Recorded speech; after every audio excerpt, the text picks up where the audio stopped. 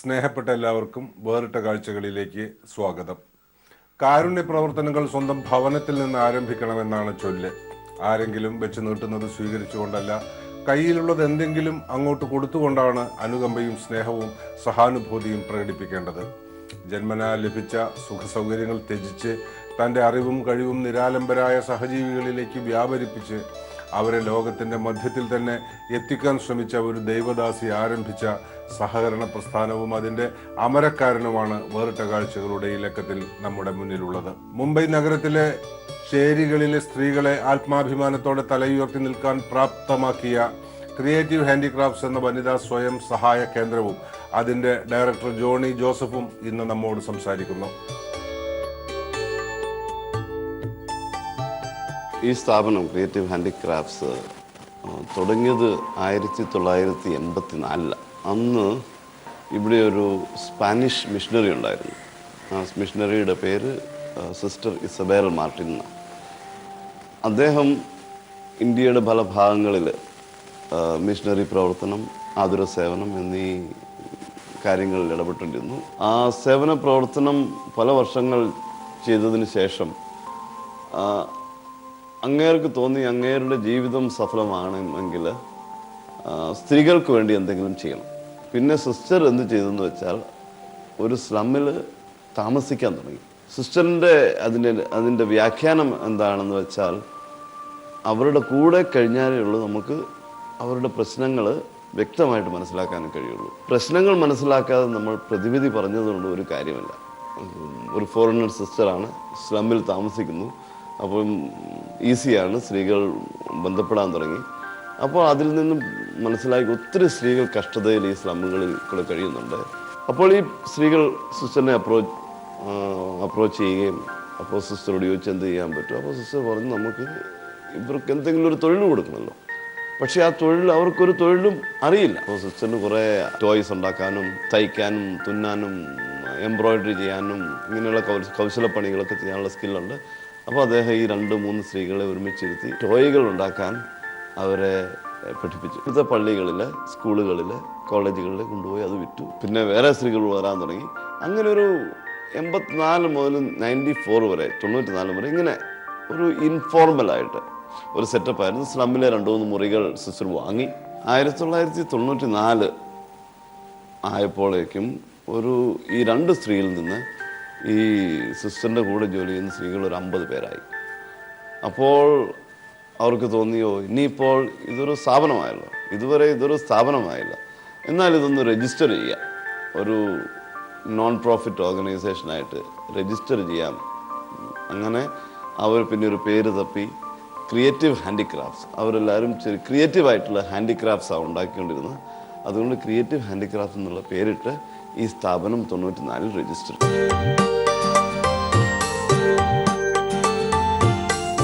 കോട്ടയം ജില്ലയിൽ കുറുവിലങ്ങാട് കാരക്കാട്ട് ജോസഫിന്റെയും മേലിക്കുട്ടിയുടെയും ഇളയ മകൻ ജോണി ദൈവത്തിന് ഏറ്റവും പ്രിയപ്പെട്ടവനാവാൻ ചെറുപ്പത്തിലെ ആഗ്രഹിച്ചിരുന്നു. 5 സഹോദരിമാരിൽ 2 പേർ കർത്താവിന്റെ മണവാട്ടികളായി സ്വയം സമർപ്പിച്ചിരുന്നതുകൊണ്ട് ക്രൈസ്തവ ജീവിതത്തിന്റെ പരിശുദ്ധ പാത ജോണിക്ക് ഒട്ടും അപരിചിതമായിരുന്നില്ല. മദിരാശിയിലെ പ്രഖ്യാതമായ ലയോള കോളേജിൽ നിന്ന് ധനശാസ്ത്രത്തിൽ ബിരുദമെടുത്ത ശേഷം ഉപരിപഠനത്തിനായി തിരഞ്ഞെടുത്തത് ദൈവശാസ്ത്രമായിരുന്നു. ഇപ്പോൾ ക്രിയേറ്റീവ് ഹാൻഡിക്രാഫ്റ്റ്സിന്റെ ഡയറക്ടർ എന്ന നിലയ്ക്ക് കഷ്ടപ്പെടുന്നവരുടെ കണ്ണീർ കരുണയോടെ തുടയ്ക്കാനും സ്നേഹത്തിന്റെ വെളിച്ചത്തിൽ ബിസിനസിന്റെ നീതിശാസ്ത്രം വായിച്ചെടുക്കാനും ഈ നല്ലവനായ ഇടയന് അനായാസം സാധിക്കുന്നു.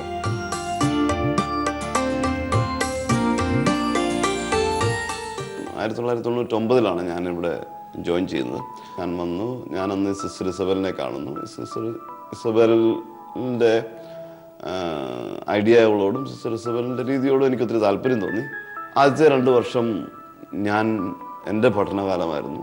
ഈ സ്ഥാപനം എങ്ങനെയാണ് ഓടുന്നത്, ഈ സ്ഥാപനത്തിൻ്റെ ഇപ്പോഴത്തെ സ്ട്രെങ്ത് എന്താണ്, പരിമിതികൾ എന്താണ് എന്നൊക്കെ ഞാനും പഠിച്ചു.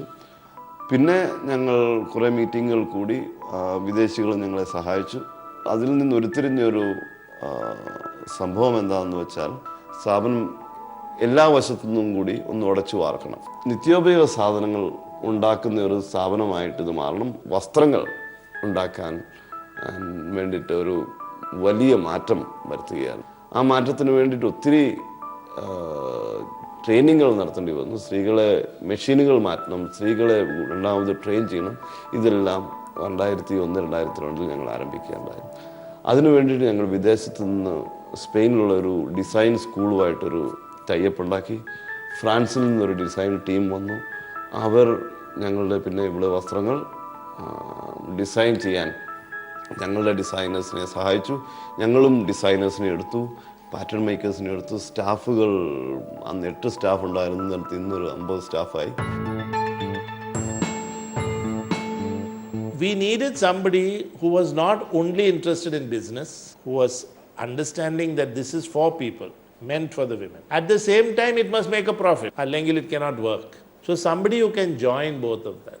So what was finally Johnny is joined, and initially there was a little bit of struggle to understand. Ellarum sister daduthu povayirunnu. She was like automatically the head. But he had a very good way of dealing with sister. He could deal with her, he kept her respect, and he continued helping the people, the women, but especially he started making it more professional. ഇപ്പോൾ ഞങ്ങളുടെ കൂടെ 300 ശിഷ്ടം സ്ത്രീകൾ full time ജോലി ചെയ്യുന്നുണ്ട്. ആ 300 ശിഷ്ടം സ്ത്രീകൾക്ക് ജോലി കൊടുക്കാൻ വേണ്ടിയിട്ട് ഒരു 60 സ്റ്റാഫ് ജോലി ചെയ്യുന്നുണ്ട്. അത് വേറെ നവംബർ മുതൽ മാർച്ച് വരെ വേറെ ഒരു 400 പേർക്ക് നമുക്ക് ജോലി കൊടുക്കാൻ പറ്റും. കൂടുതൽ എംബ്രോയിഡറി വർക്കുകൾ, കാരണം അത് പാർട്ട് ടൈമാണ്.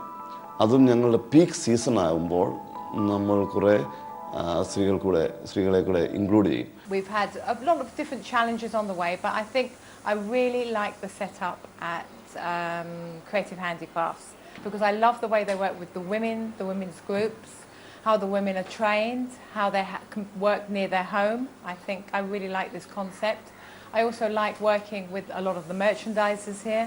I find them really professional. Communication really works well. So for me, this is really good for us. ഇപ്പോൾ ഇവിടെ വരുന്ന സ്ത്രീകൾ അവർ വരുമ്പോൾ ഞാൻ ആദ്യം പറഞ്ഞതുപോലെ അവർക്കൊരു സ്കില്ലുമില്ല. സോഷ്യൽ വർക്കേഴ്സ് അവരുടെ വീട്ടിൽ പോയി അവരെ വിസിറ്റ് ചെയ്യും. അപ്പോൾ നമ്മൾ ഇവരെ സെലക്ട് ചെയ്ത് കഴിഞ്ഞാൽ ഇവരെ ഒരു training സെൻറ്ററിലിടും.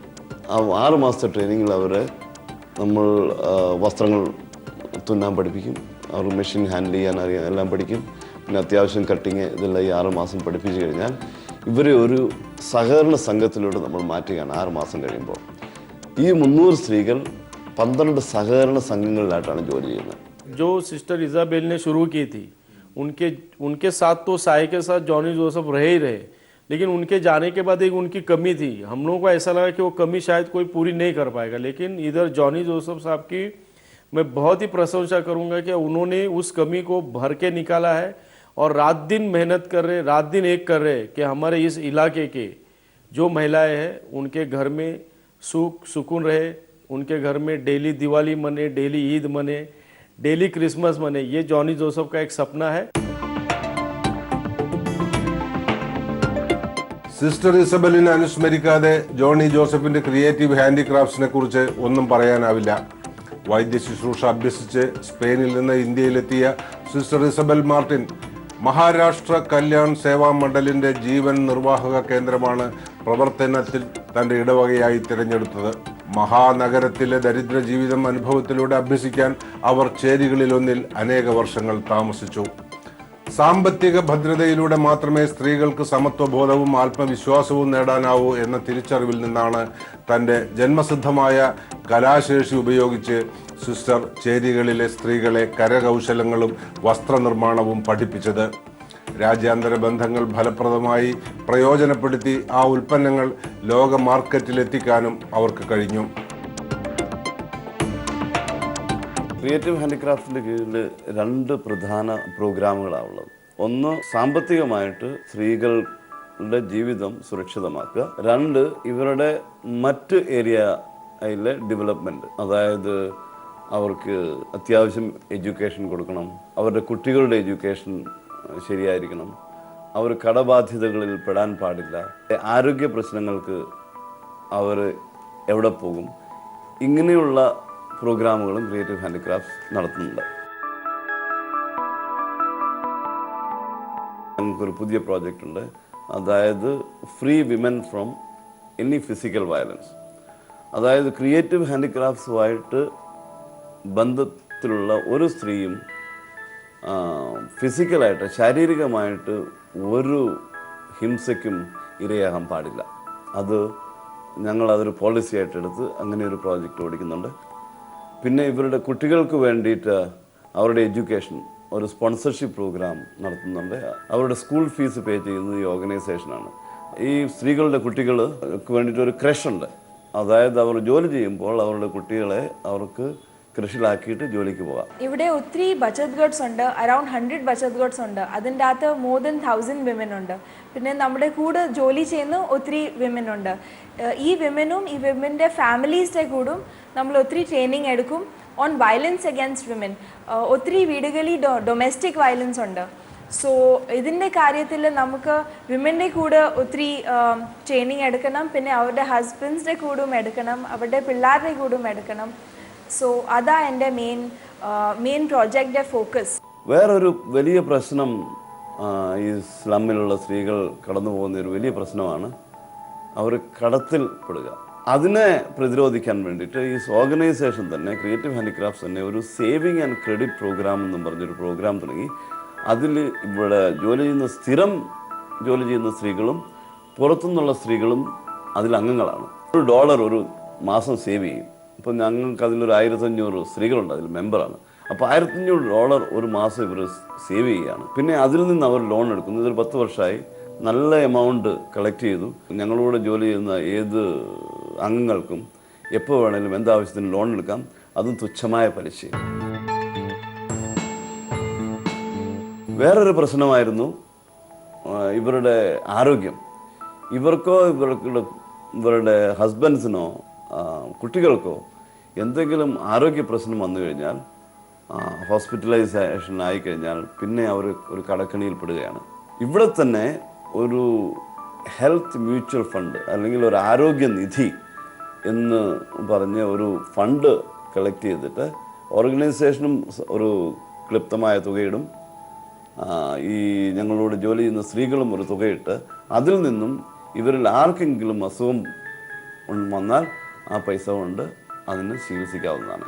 Pre school education, balwadis, സ്ലമ്മുകളിലെ എഡ്യൂക്കേഷൻ പ്രോഗ്രാം, ഇതെല്ലാം ഈ ഓർഗനൈസേഷൻ്റെ ദൈനംദിന ആക്ടിവിറ്റീസ് പെടുന്നു. നമ്മുടെ ഈ ജീവിതം കൊണ്ട് നമുക്ക് മാത്രമല്ല നമ്മുടെ ചുറ്റിനുമുള്ള സമൂഹത്തിനും എന്തെങ്കിലും പ്രയോജനപ്രദമായത് എന്തെങ്കിലും ചെയ്യണ്ടേ എന്നുള്ള ചോദ്യം നമ്മുടെ മനസ്സിലുണ്ട്. അപ്പോൾ അതിനുള്ളൊരു ഉത്തരമായിട്ടാണ് ഞാനിത് കാണുന്നത്. പിന്നെ എന്നോട് ഒരിക്കൽ പറഞ്ഞത് ഞാൻ ചെയ്യുന്ന ജോലിയിൽ ദൈവത്തെ കാണുന്നു എന്നാണ്. അപ്പോൾ അതാണ് വിശ്വാസവും പ്രമാണവും എല്ലാം. പ്രതിസന്ധികൾ എന്നുമുണ്ട്. ഏറ്റവും വലിയ പ്രതിസന്ധി എന്ന് വെച്ചാൽ 300-ൽ പരം കുടുംബം നമ്മളെ ആശ്രയിച്ച് ജീവിക്കുന്നുണ്ട്. അപ്പോൾ നമ്മളിൽ നിന്നൊരു വീഴ്ചയും വരാൻ പാടില്ല. അതാണ് ഏറ്റവും വലിയൊരു ചാലഞ്ച്. എക്സ്പോർട്ട് ഓർഡർ ആയാലും അത് സമയത്ത് ഡെലിവറി ചെയ്യണം. ഡിസൈൻ ആയാൽ സമയത്ത് ഡിസൈൻ തുടങ്ങണം. എല്ലാവരും സന്തോഷമായിരിക്കണം. എല്ലാവർക്കും സമയത്ത് അവർക്കുള്ള സാലറി കിട്ടിയിരിക്കണം. ഇതെല്ലാം പ്രതിസന്ധികളാണ്. നമ്മൾ ഡെയിലി ഓരോ പ്രതിസന്ധികളും തരണം ചെയ്ത് വേണം മുന്നോട്ട് പോകാൻ. ഇതിനുപരിയായിട്ട് പുതിയ മാർക്കറ്റ് കണ്ടുപിടിക്കുക എന്നുള്ളതാണ് ഞാനൊരു വലിയ പ്രതിസന്ധിയായിട്ട് എനിക്ക് തോന്നിയിരിക്കുന്നത്. എൻ്റെ ഒരു ചലഞ്ച് എല്ലാ വർഷവും ഒരു പുതിയ ബയറെ കണ്ടുപിടിക്കുക എന്നുള്ളതാണ് എൻ്റെ ചലഞ്ച്. അപ്പോൾ നമ്മൾക്ക് എന്നും ഒരു ചലഞ്ചാണ് ഈ ലെവലിൽ മെയിൻറ്റെയിൻ ചെയ്യുക എന്നുള്ളത്. അപ്പോൾ നമ്മളെ ഇത്രയും അംഗങ്ങളുണ്ട്, ടേൺ ഓവറുണ്ട്, ഓർഗനൈസേഷൻ സ്റ്റാഫുണ്ട്, ഓർഗനൈസേഷൻ ഒരു റെപ്യൂട്ടേഷൻ ഉണ്ട്, ക്വാളിറ്റിയെക്കുറിച്ചൊരു വിശ്വാസമുണ്ട്. അത് നഷ്ടപ്പെടാതെ സൂക്ഷിക്കുക, അത് വേറൊരു ചലഞ്ചാണ്. Johnny has been a very, he has looked and worked beyond. He did not, he's a very committed person. So socially in community level as well as in the international market, it was his hard work. He has put in his best to get orders from foreign countries so that the women get a better living. Business തന്നെ ചെയ്യുകയാണെങ്കിൽ ബുദ്ധിമുട്ടില്ല. ഒരു product ഉണ്ടാകണം, quality ആയിരിക്കണം, അത് right pricing ആയിരിക്കണം. എന്നാൽ നമ്മൾ ചാരിറ്റി മാത്രമാണ് ചെയ്യുന്നത്, അതും ഈസിയാണ്. ഫണ്ട് വരുന്നു, ഡൊണേഷൻസ് വരുന്നു, അത് നമ്മൾ വീതിച്ചു കൊടുക്കുന്നു, എല്ലാവരും ഹാപ്പിയാണ്, കുറേ കിട്ടാത്തത്. പക്ഷേ നമ്മൾ ചാരിറ്റിയും അല്ലെങ്കിൽ സോഷ്യൽ വർക്കും ബിസിനസ്സൂടെ കമ്പൈൻ ചെയ്യുമ്പോൾ അതൊരു ചലഞ്ചാണ്. ആ ചലഞ്ചാണ് നമ്മളുടെ USP, യുണീക്ക് സെല്ലിംഗ് പോയിന്റ്. കാരണം ഇത് കമ്പൈൻ ചെയ്യുന്ന ഒരു ഓർഗനൈസേഷൻ വളരെ ഓർഗനൈസേഷൻസ് ഇല്ല. അപ്പോൾ അതാണ് ഞങ്ങൾ മാർക്കറ്റ് ചെയ്യുന്നത്. അതാണ് അതിൽ ചാലഞ്ചസ് ഉണ്ട്. കാരണം നമ്മൾ ഉദാഹരണത്തിന് ഒരു സ്ത്രീ ഒരു നല്ല പ്രോഡക്റ്റ് നന്നായിട്ട് പ്രൊഡ്യൂസ് ചെയ്തില്ല എന്ന് കരുതി ആ സ്ത്രീയെ നമ്മൾ പിറ്റേ ദിവസം പറഞ്ഞുവിടാൻ പറ്റില്ല. ആ സ്ത്രീയെ നമ്മൾ ട്രെയിൻ ചെയ്ത് ഓപ്പർച്യൂണിറ്റീസ് രണ്ടാമതും കൊടുത്ത് ആ സ്ത്രീയെ നമ്മൾ മനസ്സിലാക്കി തിരുത്താൻ ശ്രമിക്കും. ക്രിയേറ്റീവ് ഹാൻഡിക്രാഫ്റ്റ്സിൻ്റെ ഒബ്ജക്റ്റീവ് ഒരാളെ സഹായം കൊടുത്ത് സഹായിക്കുക എന്നുള്ളതല്ല. നമ്മൾ കേട്ടിട്ടുണ്ട് ഒരാൾക്ക് മീൻ കൊടുക്കരുത്, അവരെ മീൻ പിടിക്കാൻ സഹായിക്കുക. എനിക്കൊരു തൊഴിലറിയാമെങ്കിൽ, എന്നിലൊരു സ്കില്ലുണ്ടെങ്കിൽ എനിക്ക് ക്രിയേറ്റീവ് ഹാൻഡിക്രാഫ്റ്റ്സിലല്ല, ലോകത്തിൻ്റെ എവിടെ പോയാലും എനിക്ക് ജോലി ചെയ്ത് ജീവിക്കാൻ പറ്റും. അതാണ് ക്രിയേറ്റീവ് ഹാൻഡിക്രാഫ്റ്റ്സിൻ്റെ ബേസിക്കായ ഒബ്ജക്റ്റീവ്. അവികസിതവും അർദ്ധവികസിതവുമായ രാജ്യങ്ങളിലെ ദരിദ്ര ജനവിഭാഗത്തിന്റെ അധ്വാനത്തിന് മാന്യമായ വില ആഗോള മാർക്കറ്റിൽ ലഭ്യമാക്കുന്ന ഒരു പ്രസ്ഥാനമാണ് ഫെയർ ട്രേഡ്. നെതർലാൻഡ്സിലെ കൂലംബോർഗ് ആസ്ഥാനമാക്കി പ്രവർത്തിക്കുന്ന ഈ സംഘടനയുടെ ബോർഡ് സെക്രട്ടറി കൂടിയാണ് ഈ നല്ല സമരിയാക്കാരൻ. ക്രിയേറ്റീവ് ഹാൻഡിക്രാഫ്റ്റ്സിൽ സ്ത്രീകൾ നിർമ്മിക്കുന്ന ഉൽപ്പന്നങ്ങൾ സമ്പന്ന രാജ്യങ്ങളിൽ വിറ്റഴിക്കുന്നതിനും ഫെയർ ട്രേഡ് വ്യാപാര ശൃംഖലയെപ്പറ്റി അവബോധമുണ്ടാക്കാനും ലോകത്താകമാനം സഞ്ചരിക്കുന്ന ജോണി ജോസഫ് ആഭ്യന്തര വിപണിയും ഇപ്പോൾ ഉന്നമിടുന്നുണ്ട്. സ്ത്രീകളുടെ ഇത്തരം സ്വയം സഹായ സംഘങ്ങൾ രാജ്യത്തുടനീളം വളർന്നു വരേണ്ടതാണെന്നും അദ്ദേഹം പറയുന്നു. ഞങ്ങളുടെ ട്രെയിനിങ് സെന്ററിൽ വരുന്ന സ്ത്രീകളിൽ കുറേ പേർ ഒരു സ്റ്റിച്ചിങ്, അതായത് ഈ ഒരു തുന്നൽ പഠിക്കാൻ അവരെ കൊണ്ട് കഴിയുന്നില്ല. 6 മാസം തുന്നുന്നു, 8 മാസം തുന്നുന്നു, 10 മാസം കഴിയുന്നു. അവരെ കൊണ്ട് ഈ ഒരു സ്കില്ല് പഠിച്ചെടുക്കാൻ കഴിയുന്നില്ല. ഈ സ്ത്രീകളെ വീട്ടിൽ പറഞ്ഞു വിടാൻ പറ്റിയില്ല. കാരണം അവർക്ക് വേറെ ഉപജീവന മാർഗമില്ല, അവർക്ക് ജീവിക്കാൻ വഴിയില്ല, വീട്ടിൽ വീടുമില്ല, കുട്ടികളുണ്ട്. അപ്പോൾ എന്ത് ചെയ്യണമെന്ന് ഞങ്ങളൊരു മീറ്റിംഗ് കൂടി. അപ്പോഴാണ് ഒരു സ്ത്രീയാണ് പറഞ്ഞത്, ഞങ്ങൾക്ക് കഴിവില്ല എന്ന് പറയാതെ ഞങ്ങൾക്ക് പാചകം ചെയ്യാനുള്ള കഴിവുണ്ട്, വീട്ടിൽ ഞങ്ങളാണ് ഭക്ഷണം പാചകം ചെയ്യുന്നത്. പക്ഷേ അവർക്ക് ഭക്ഷണം കൊമേഴ്ഷ്യലായിട്ട് പാചകം ചെയ്ത് കൊടുക്കാൻ അവർക്കറിയില്ല. അത് കഴിഞ്ഞ് ഞങ്ങൾ തീരുമാനിച്ചു, എന്നാൽ ഈ സ്ത്രീകൾക്ക് വേണ്ടിയിട്ട് ഒരു ചെറിയ പ്രോജക്റ്റ് തുടങ്ങാം. അതായത് അവർ രാവിലെ വരുന്നു, ഭക്ഷണം ഉണ്ടാക്കി ജോലിക്ക് പോകുന്ന ഓഫീസുകളിൽ കൊണ്ടു കൊടുക്കുന്നു. 2 സ്ത്രീകളെ വെച്ച് ഈ സംരംഭം തുടങ്ങി. 1 മാസം കഴിഞ്ഞപ്പോൾ അത് 10 ഡബ്ബയായി, 20 ഡബ്ബയായി, 30 ഡബ്ബയായി. ഇന്ന് 600 ഡബ്ബ, 600 കസ്റ്റമേഴ്സിനെ ഡെയിലി ഈ അസ്ലി ഫുഡിൽ നിന്ന് ഭക്ഷണം കൊടുക്കുന്നുണ്ട്. അവിടെ ഒരു 20 സ്ത്രീകളുണ്ട്. അവരെല്ലാം ഈ തുന്നൽ പണിയിൽ നിന്ന് തിരസ്കരിക്കപ്പെട്ടവരാണ്. 17 लोग काम करते हैं, 550 डब्बा बनता है यहाँ पर, और हम लोग ऑफिसेस में सर्व करते हैं. ये जो टीम है वो क्रिएटिव हैंडीक्राफ्ट के मेंबर्स है, लेकिन वो लोग स्टिचिंग में या गारमेंट में कुछ अपने आप को इम्प्रूव नहीं कर पाए, जिनको मशीन चलाना नहीं आता है या तो थोड़े से पार्टली हैंडीकैप है, वो लोगों के लिए ये असली फूड चलाता है. क्योंकि कुकिंग तो बेसिक स्किल है औरतों के लिए, तो उसके लिए ये सब चालू किया, उनको काम देने के लिए. 12 साल से हम लोग ये सब चला रहे.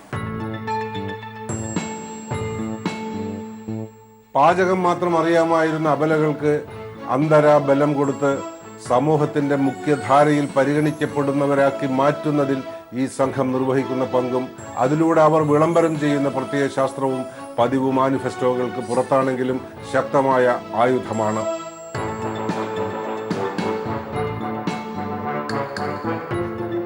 ക്രിയേറ്റീവ് ഹാൻഡിക്രാഫ്റ്റ്സ് കഴിഞ്ഞ 10 വർഷമായിട്ടിത് നല്ല വളർച്ചയിലായിരുന്നു. ഇപ്പോൾ ഒരു ഗ്രാഫ് നോക്കിയാൽ ക്രിയേറ്റീവ് ഹാൻഡിക്രാഫ്റ്റ്സ് ഇങ്ങനെ ഗ്രാഫ് വളർന്നു, എന്നാൽ ഇപ്പോൾ ഒരു സാച്ചുറേഷൻ പീരീഡാണ്. അപ്പോൾ ഞങ്ങളുടെ മുമ്പിൽ 2 ചലഞ്ചാണ്. 1, ഇത് നിലനിർത്തുക. 2, ഇനി അടുത്ത വളർച്ചയിലേക്ക് കുതിക്കുക.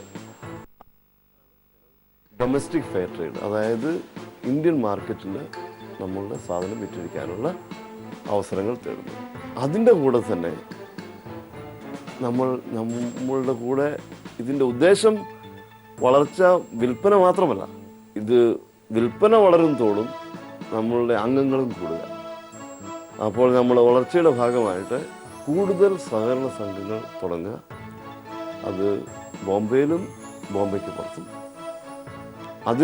അത് തുടങ്ങുന്നതിനോടുകൂടി നമ്മൾ മാർക്കറ്റ് വളർത്തുക, ഫോറിൻ മാർക്കറ്റ് നിലനിർത്തുക, ഇന്ത്യൻ മാർക്കറ്റ് വളർത്തുക. ഈ 2 മേഖലയാണ് ഇപ്പോൾ വളർച്ചയുടെ മേഖലയായിട്ട് ഞങ്ങൾ കാണുന്നത്. അതിൻ്റെ കൂടെ വേറെ ഏതെങ്കിലും മേഖലയിലായിട്ട്, അതായത് ദാരിദ്ര്യ നിർമ്മാർജ്ജനത്തിന് വേറെ ഏതെങ്കിലും മേഖലയിലായിട്ട് നമ്മൾ കടക്കാനുള്ള അവസരമുണ്ടായാൽ ഞങ്ങളെന്നും അതിന് ശ്രമിക്കുന്നതാണ്.